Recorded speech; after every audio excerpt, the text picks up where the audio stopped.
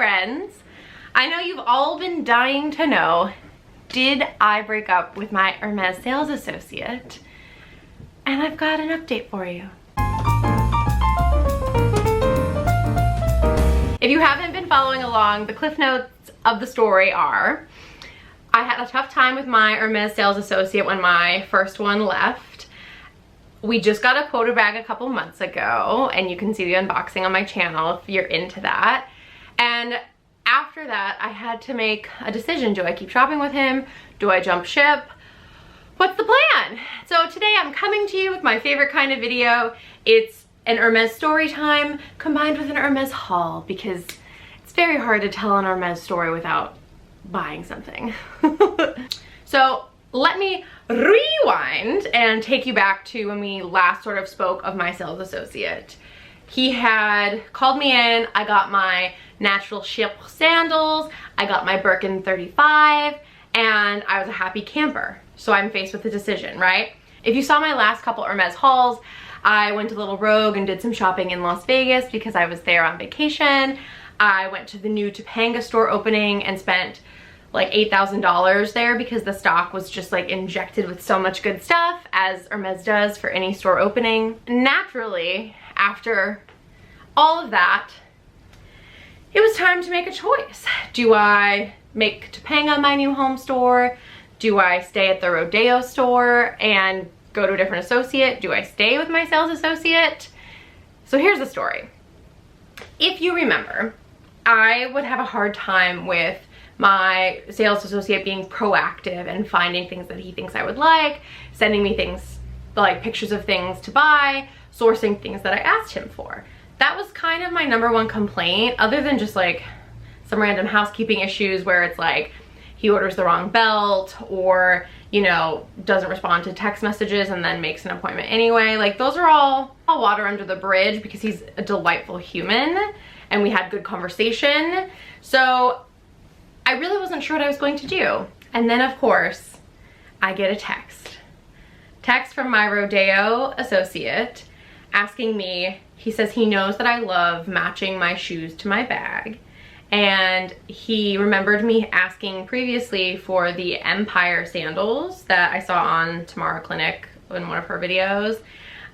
But he sent me a picture of the white Empire sandals with the gold buckle. He's like, that would match your new Birkin. Do you want me to order them for you? And I was like, yeah, I do, because I haven't been able to get them online and I'm a sucker for a matching shoe and bag. Of course, he texts me when they come in, and we went and we got them. They will go very nice with Betty, my Birkin. So they're these guys. I don't know if you can, let me see if I can get this to focus. The buckle almost looks palladium in this lighting, but it is like, it's like light gold. It looks very nice with the bag. We love a matching moment, okay? So I did let him get these for me. And you've got to be thinking to yourself, Emily, you already started a relationship in Topanga. I thought we were gonna go with that. Well, here's the thing, right? Is like, luxury should be something that you enjoy. It shouldn't be like I have to fight to get items. And you wanna know who I haven't heard from this whole time after I dropped 8 grand in the first go? The Topanga store. So the fact that my old SA was reaching out for things that I actually wanted, I was like, okay, let's play ball. It's a pair of shoes. We can still wiffle waffle where we might choose to do so, even if I take these. So I go in to get them, and he says to me, I have something else that I think you'll want. You've been asking me for a while. If you remember, when I went to the Topanga store, I got the Avalon blanket in the Rouge Ash color for like fall Christmas vibes. They didn't have the matching pillows. Well, guess what? This man pulls out, unprompted, it's been like months since I asked, the Avalon pillows to match the blanket. So now we have a full set for fall winter. I'm very excited. Now that is 2 times that he has stepped up and done what I would like kind of honestly expect from like a luxury sales associate, right? Is like proactively try to sell you things. Take my money. So I pick up the pillows, delightful, very pleased. A little surprised because it is out of character for him to be so proactive and continually get me things that I've asked for. Anyway, so a couple weeks pass by and I see his name pop up on my phone. Keep in mind, I haven't heard from my Topanga SA at all. I had told him a few things I was looking for. Crickets. This gentleman texts me from the rodeo store. Hey, I remember you telling me a long time ago that you wanted one of these, and I told you that like it was going to be near impossible, but I got one allocated to me. Do you want it? And you guys are gonna lose it when I show you what it is, okay? I'm sure you can guess. It's in one of these. As I have said many times on this channel, I love a matching moment. This is a gold on gold small Pegasus charm, okay? It goes on Billy, my Birkin 30 in gold togo leather, like a dream. I've been asking for this for years and he finally got one. And you all know, like, these are hard little things to get a hold of.